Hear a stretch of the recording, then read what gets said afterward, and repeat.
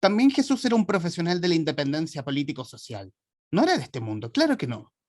Porque este mundo iba a ser destruido por un par de maderos cruzados sobre la cara de un régimen abyecto. Su reino era de otro mundo, del que él, con otros conductores, iba a sacar de las entrañas del sufrimiento, del fondo de los conventillos, de los socavones de las minas, de las trincheras de la guerra, de las cárceles, de los prostíbulos de aquella edad y de todas las que le sucedieron. Si él no era un luchador social, consciente del material de su lucha, nada habría valido su vida y su violenta y deseada muerte, y su nombre hubiera sido olvidado, como lo olvidó el prefecto que lo tomó preso y lo entregó a la multitud. Parte de el Señor, el hombre Jesús. Eh, Hacemos otro capítulo del Traficantes de Cultura, hoy para hablar de una figura señera en la literatura chilena. Les hablo de Carlos Droguet, y respecto a lo mismo, al libro que nos reúne hoy, artículos y columnas de Carlos Droguet, seleccionado y editado por nuestro invitado hoy en el Traficantes de Cultura, Eduardo Montalbán. Eduardo, bienvenido. Muchísimas gracias por aceptar esta conexión y hablar respecto de la figura de Carlos Droguet. ¿Qué tal, Humberto? Muchas gracias por la invitación. Para mí es un privilegio siempre poder hablar de libros, de literatura, de lo que es la producción literaria, libresca en el país, y sobre todo en un espacio como el tuyo que ya está sumamente consolidado. Muchas gracias, te reitero. Gracias a ti. Decir también que el libro está editado por Garlopa Ediciones. Y aquí quiero irme al trabajo de edición mismo y de Ok. recopilación. De cómo es el trabajo de edición y recopilación de estos artículos y columnas, porque en el último tiempo ha salido mucho el trabajo literario de Carlos Droguet, más no Así el es. trabajo periodístico. Y aquí tenemos el mejor ejemplo que aquí tenemos un libro que toca al Droguet periodista. Así es, Humberto. Bueno, este libro es un proyecto que se viene amasando, yo diría, hace por lo menos 4 o 5 años. ¿Mm? La, la edición es el final del proceso, pero esto ha sido un trabajo de por lo menos 4 o 5 años de búsqueda y de rastreo de un gran conjunto de artículos y columnas, como es el título del libro, escritos por Droguet en la prensa nacional. Droguet, tú lo has dicho muy bien, es una figura señera fundamental en el panorama literario chileno de mediados del siglo XX en adelante. Su nombre es un imprescindible. Y como muchos novelistas, como muchos narradores, Droguet comenzó en el periodismo. Él fue estudiante de Derecho, eh, no alcanzó a recibirse de abogado, porque él comenzó a trabajar en muchos diarios. Él tuvo una nutrida colaboración con destacados semanarios nacionales. Y curiosamente su obra periodística, sus columnas, sus artículos, eh, no han sido atendidas, yo creo, con el énfasis que merece. ¿Mm? Ujú. Eh, Básicamente hay un par de libros de Droguet que recopilan su obra, pero ha sido una recopilación parcial.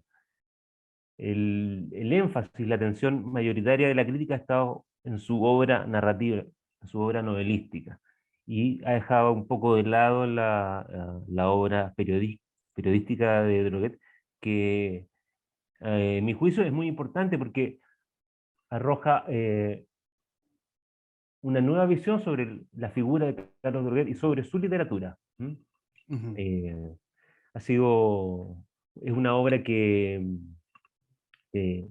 por ejemplo, contrasta mucho con su faceta de novelista, porque la novelística de Droguet ha sido siempre una novelística que yo denomino compleja, espesa, una prosa que es muy exigente con el lector. ¿Mm? Apela mucho, ¿verdad?, al inconsciente, al monólogo reflexivo.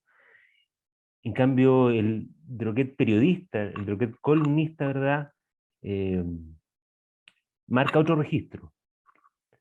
Al insertarse en un registro que ya no es ficcional, que es más bien periodístico, vemos otro ángulo del creador. Vemos Ujú. ahora un autor mucho más opinante, mucho más fragmentario, y, pero que siempre, y eso es también otro de los aspectos que a mí me llamó la atención en el momento de hacer este libro, uno puede observar, ¿verdad?, vasos comunicantes entre lo que es su obra literaria, su obra novelística y su obra periodística. Fundamentalmente con los temas, ciertas temáticas, ciertas obsesiones, ¿verdad?, que yo creo que vamos a ir conversando aquí en estos minutos. Pero volviendo a tu pregunta del libro, como te decía, han sido 5 años de investigación, 5 años de consultar, ¿verdad?, las fuentes periodísticas, ¿verdad?, ir rastrear en la Hemeroteca Nacional, en la biblioteca, eh, que es un trabajo bastante lento, porque gran parte de los textos de Droguet son de difícil acceso. Es difícil acceder, ¿verdad?, a los escritos periodísticos de Droguet. Yo lo menciono aquí en la presentación del libro. A mi juicio, la obra periodística de Droguet tiene que ser compendiada y recogida eh, totalmente, y eso no ha ocurrido. Yo creo que estamos en deuda, el circuito editorial, yo creo que está en deuda respecto a la obra periodística de Droguet, y este libro yo lo vislumbro como un primer paso, y estoy seguro y espero que futuras ediciones, ¿verdad?, terminen por recoger, ¿verdad?, toda la obra periodística que Droguet dejó en la prensa nacional. Hay una mención en el libro que es una frase que marca, yo creo que lo clave, respecto del novelista, del Droguet novelista, que antes de ser novelista, o sea, para ser novelista primero debió ser periodista. O sea, Completamente, sí. del periodista nace esta beta, la más conocida, por lo menos por encima de la beta más literaria de Droguet. Sí, justamente, claro. Él lo dice, claro, soy novelista porque fui periodista. Ujú. Y si uno piensa en la biografía, en la bibliografía de Droguet, ¿verdad? Nos encontramos, por ejemplo, con uno de sus primeras novelas, que es 60 muertos en la escalera, que nace a partir de una crónica periodística que hizo Carlos Droguet, es, que aborda la matanza en el Seguro Obrero. ¿Mm? Eh, eh, y claro, para Droguet lo fundamental de su misión como escritor es dar cuenta de la realidad, de los hechos que han ocurrido en la historia de Chile. ¿Mm? Y él se inserta, ¿verdad?, desde el ámbito del periodismo. Y es justamente esta experiencia como periodista la que le permite después dar el salto a la literatura propiamente tal, a la no ficción, a la ficción. Eh, y es un paso ineludible, o sea, no podemos entender al Droguet novelista sin pensar en el Droguet periodista, así de sencillo. Y desde la historia, y la historia de Droguet desde el inicio siempre ha sido la característica ser el polemista, el que remueva, el que remueva el piso a la conservadora sociedad chilena de la época. Claro, sí. Droguet surge como un gran crítico, un criticón. Eh, bueno, él tenía una personalidad muy frontal, y por eso él siempre tuvo grandes problemas con el medio literario, con el medio periodístico, ¿m? Con los medios, con el medio político chileno, porque fue siempre un autor sumamente crítico. Fue crítico, por ejemplo, de la tradición literaria chilena. Él, a lo largo de su obra, enarbola críticas sistemáticas, por ejemplo, al costumbrismo chileno. ¿M? Eh, lo tacha de una literatura superficial, caricaturesca, una literatura que no va al fondo del problema social en Chile. Eh, sostuvo polémicas con diversos autores. La más recordada es su diatriba contra Nicanor Parra, cuando Nicanor Parra eh, eh, toma té con la esposa de Nixon, ¿verdad? En Estados Unidos, ¿verdad? Y Droguet escribe, recuerdo, una columna sumamente eh, feroz contra este gesto de Parra, ¿verdad? Y lo defenestra completamente. Y claro, y hay en Droguet, ¿verdad? Un ánimo constante de, más que polemizar, yo creo, dialogar de forma crítica sobre lo que es la realidad chilena. Y eso llega a su punto cúlmine en la década del 70, cuando Salvador Allende llega a la presidencia de la República y se instaura el régimen de la Unidad Popular. Droguet fue un adherente fervoroso del gobierno de la Unidad Popular y un gran defensor del gobierno y de la figura de Allende. Y ahí también él rasgó vestiduras contra una gran cantidad de autores, fundamentalmente de los escritores de la generación del 50, pensemos en Lafourcade, Jorge Edwards, ¿verdad? Con quienes tuvo muchas discrepancias ideológicas, políticas sobre el gobierno de la Unidad Popular y también con ciertos procesos políticos latinoamericanos, fundamentalmente la Revolución Cubana, proceso que Droguet también siempre apoyó a rajatabla. Quiero citar una parte de una de las columnas que es Sin Cerebro, que es, y resulta Vale. porque este extracto es mordaz, y solo por sacar esta parte sobre todo.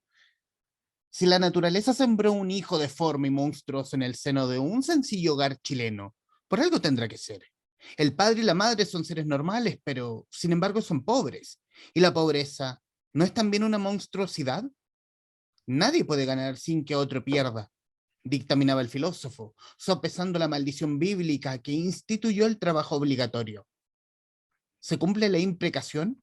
No, porque hay seres que viven normalmente.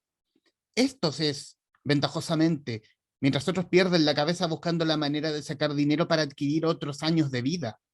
La pobreza no se puede comprar con dinero, se quejaba Frank Sinatra, recordando sus años de niño pobre en los barrios bajos de Nueva York. ¿Cómo se puede ser normal cuando se es pobre y resulta primero mordaz y muy actual sobre todo? Tal cual. Bueno, sí, Droguet tiene, ¿verdad? Bueno, como a mi juicio los grandes artistas, los grandes escritores tienen esa virtud, ¿verdad? Sus textos son atemporales o, no sé, usando la terminología de Bolaño, hay textos que no envejecen jamás, son siempre actuales, ¿verdad? Y Droguet tiene mucho de eso, tiene mucho de eso. Esa columna que tú nombras, Sin Cerebro, ¿verdad? Tiene quizás otro mérito adicional. Eh, Uno la puede leer, yo al menos lo hago así, la leo como quizás un texto que contiene el génesis de su novela Patas de Perro. En esta crónica, ¿no?, de Sin Cerebro, ¿verdad? Hay una frase que uno puede encontrar en la novela Patas de Perro, que es la frase: la naturaleza no produce nada superfluo. Esa frase que está contenida en esta eh, crónica, en este artículo, también la encontramos en Patas de Perro, y si uno hace la conexión, ¿verdad?, entre esta crónica que se llama Sin Cerebro y Patas de Perro, que es la historia de un ser híbrido, un niño que nace con una deformidad, ¿verdad?, una alteración en el cuerpo, se relaciona mucho, ¿verdad?, con el contenido de esta columna. Y sobre todo en el ámbito que tú señalas, ¿verdad? La pobreza, la marginalidad, cómo afecta, ¿verdad?, esta deformidad en un círculo eh, de pobreza, y cómo la pobreza en sí misma es también, ¿verdad?, una deformación de lo que es el ser humano, ¿m? Una alteración de lo que debiera ser el ser humano. ¿M? Tocaste la novela Patas de Perro y quiero solamente salirme un poco del tema periodístico y irme al droguet literario.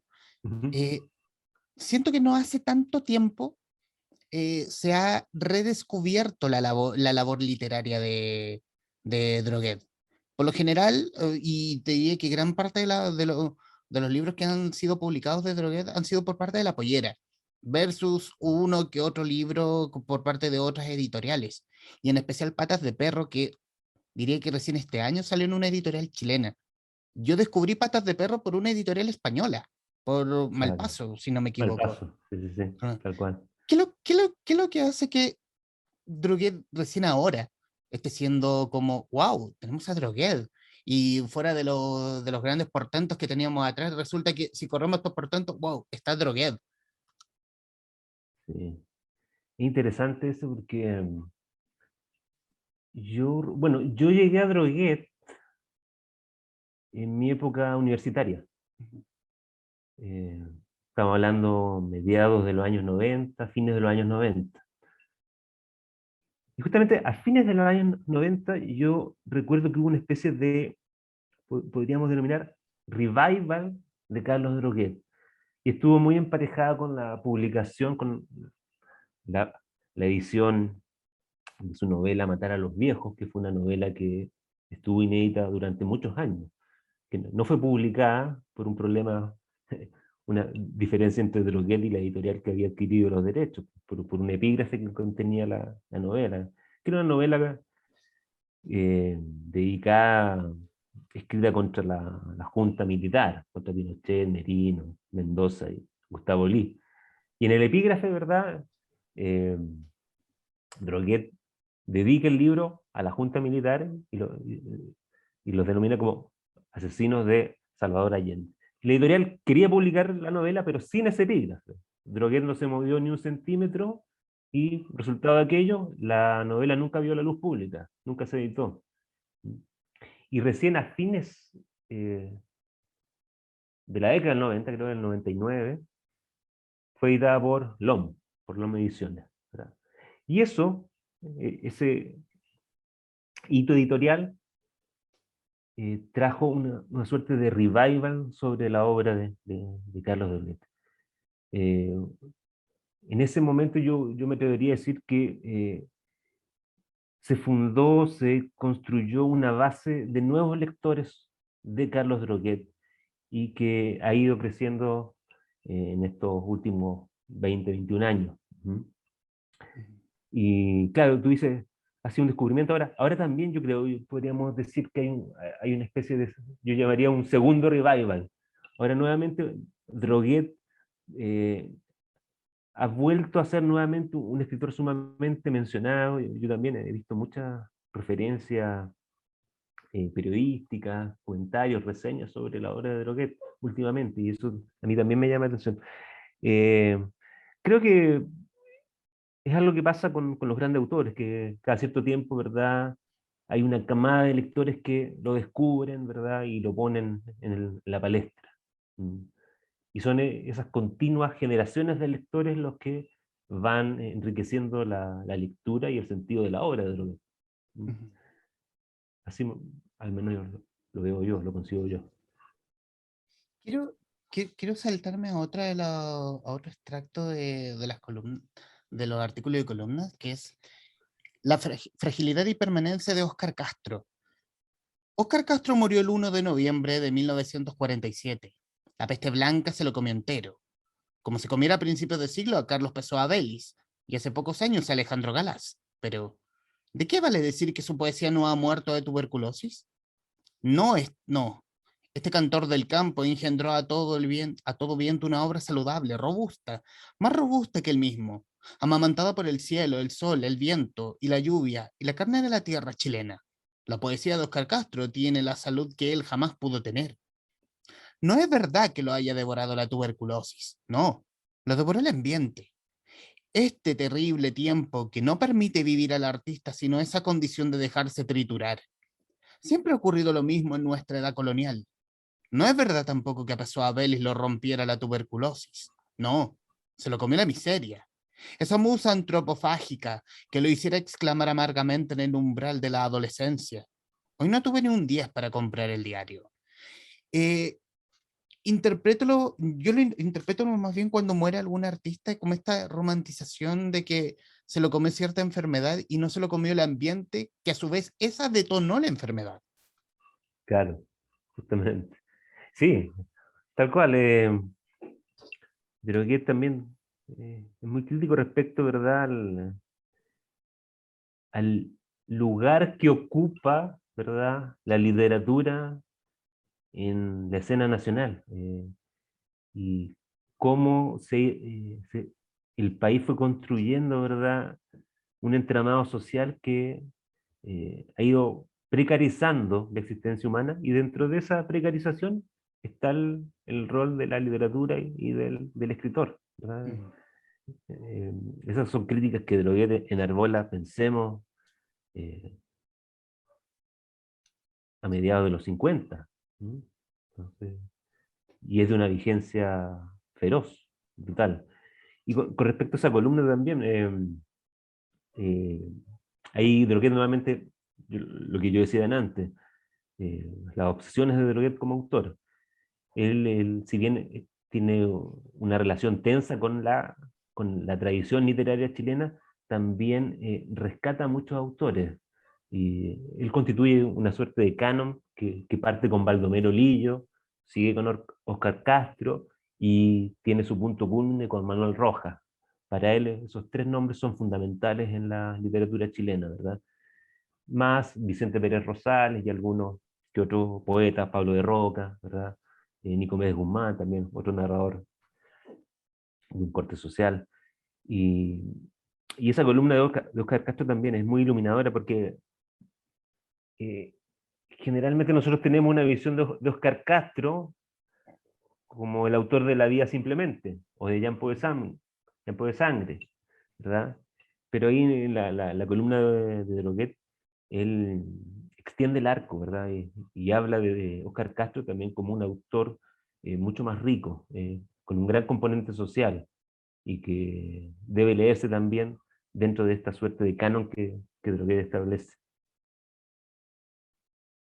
Y hay y citando también, y citando el comienzo del programa, respecto de este extracto, o de la mirada que tiene él de Jesús como un ideólogo y revolucionario político. Ya alguna vez lo pensé así como tirando una idea al aire, es como cuando te dicen, el primer revolucionario del mundo Claro, fue Jesús. pues Jesús, Y claro. claro, y el católico recalcitrante te va a decir, no, ¿cómo se te ocurre? La. Y, no, claro, como ellos lo tienen como de la divinidad, en el tótem de la divinidad, eh, Droguet lo pone en la faz humana. Sí, sí, sí, Un sí. tipo como cualquier hijo de vecino, en el fondo. Claro, sí. Y es otra de los temas recurrentes de Droguet, la figura de Cristo, pero no como divinidad, sino que Cristo hombre. ¿Mm? Ujú. Un hombre entre los hombres, ¿verdad? Que Droguet establece una especie de trinidad entre Jesús, Che Guevara y Fidel Castro, ¿verdad? Y establece un vínculo entre estas tres figuras con la imagen del revolucionario. Y claro, Ya aquí se fueron, aquí se bajaron tres seguidores cuando estaban viendo este programa. Como esta comparación media extraña. Bueno, si se van, filo. Adiós, que les vaya bien. vuelvan, no hay problema. No, Claro, pueden volver. y claro, como te digo, él le apasiona mucho esta figura del Cristo, pero del Cristo hombre, ¿verdad? Ujú. Y es una figura que aparece también en un par de novelas. De hecho, en Matar a los viejos también hay una especie de figura que se llama el querido Pablo, que un personaje que muere pero, y que vuelve a resucitar, y cada vez que resucita, ¿verdad? Lo hace con una extremidad menos, ¿verdad? Va perdiendo extremidades. Y esa figura también recuerda mucho al Cristo hombre, el Cristo que se levanta entre los muertos para conducir a su pueblo. Respecto a la recopilación a este segundo aire de Carlos Droguet, recién estamos comenzando, aún falta por descubrir la obra, ya sea la literaria o la periodística de Carlos Droguet.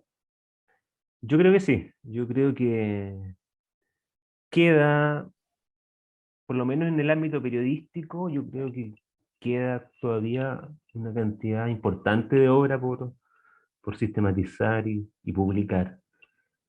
En cuanto a sus creaciones literarias, yo creo que también eh, hay todavía al menos un par de textos, yo creo que, que no han visto la luz y yo creo que en el futuro van a ser editados, o debieran ser editados. La obra de Droguet ha sido, bueno, esto algo sintomático, ha sido sistematizada y juntada en la Universidad de Poitiers, en Francia. Ellos tienen un departamento de investigación y de recopilación respecto de la obra de Droguet. Y ellos han ido creando un archivo con muchos de sus manuscritos, y gran parte de las últimas publicaciones inéditas de Droguet provienen justamente de ese archivo, que es un trabajo de recopilación fantástico que ha hecho la Universidad de Poitiers en Francia. Algo que debieran haber hecho las universidades, los centros de estudio, ¿verdad? Acá en Chile. Él abandona Chile cuando ya está establecida la dictadura.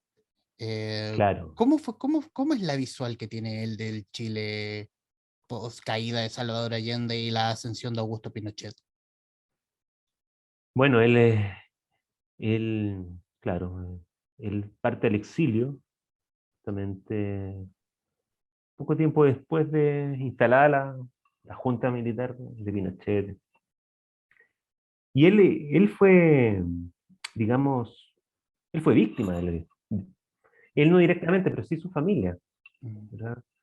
Eh, su hijo, dos de sus hijos, uno de sus hijos estuvo detenido, ¿verdad? En un campo de detención, y otro de sus hijos fue perseguido, acosado laboralmente, ¿verdad? Por sus inclinaciones políticas, a tal punto que tuvo que renunciar, y también partió toda la familia al exilio.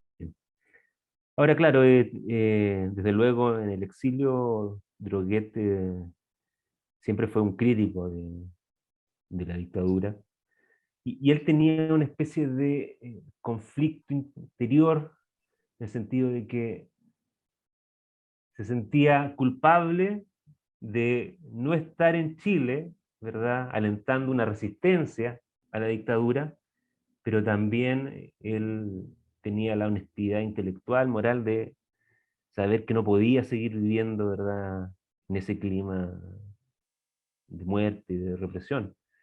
Él siempre tuvo ahí una doble especie de sentimientos encontrados respecto a lo que fue su participación o su posición respecto a la dictadura militar, pero desde luego fue siempre un crítico. Y bueno, eh, la evidencia mayor quedó en su novela Matar a los viejos, que te comentaba yo, que permaneció más de 30 años sin editar por el problema este del epígrafe. ¿Cómo llega hoy, a 25 años del fallecimiento de Carlos Droguet, este libro editado por Garlopa?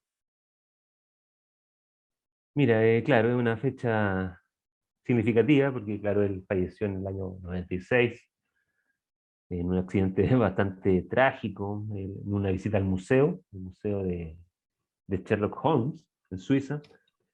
Eh, Se cae y rueda por una escalera, y queda muy, muy maltrecho. Y fallece a los pocos días de haber estado internado en el hospital. El libro, yo creo que viene a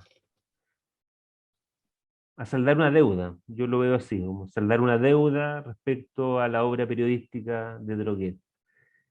Eh, Roberto Contreras, que es quien hace el prólogo de este libro, él me decía que Carlos Droguet era un autor que, si bien no es masivo, sí tiene una gran cantidad de lectores muy fieles. Y yo con la edición de este libro lo he podido confirmar.